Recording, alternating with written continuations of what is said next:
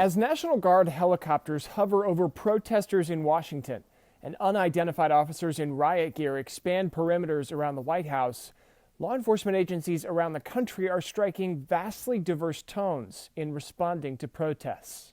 You have to be mindful, for sure, of individuals who might engage in lawful behavior, but you have to also allow individuals to voice their rights and their concerns. In Atlanta, the National Guard using tear gas to disperse demonstrators after curfew, while in New Orleans, protesters were allowed to peacefully take over an interstate, stopping traffic but dispersing without conflict. They built that trust so they can talk about sort of how to keep the protests safe, where people, think about planning in advance so that they can sort of both make sure people are able to exercise their First Amendment rights, but they're also trying to do so in a way that keeps people safe. The New Orleans Police Department actively reminding officers to intervene if they see fellow officers crossing a line. Do not let people who are not from this city have you come here and screw up your city. In New York, officials suggesting outside agitators are causing violence separate from peaceful demonstrations,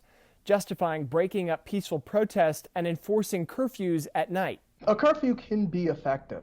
A curfew should not be put in place in an environment that really restricts people's rights and their ability to engage. But the enforcement differences highlight a broader debate on national use of force standards. We want a federal law that it will go around the country, and anytime anyone uses a chokehold, they are immediately locked up and charged. Activists seizing on momentum to demand change. Black Lives Matter!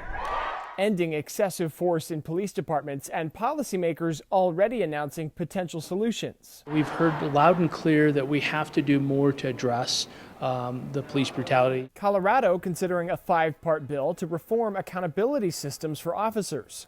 New Jersey building a database so they can report and we can more effectively track the use of force by officers across New Jersey. Across the country, scenes of officers kneeling, marching in solidarity with protesters, instilling hope for change. For the moment, that's pretty darn good, I think. They understand the struggle, they understand their cause, and they're willing to listen. Listening to those who say keeping all protests peaceful requires building trusts in departments across the country. I think that takes a lot of investment, takes a lot of time, but we've seen departments that can do it. James Packard, Newsy, Chicago.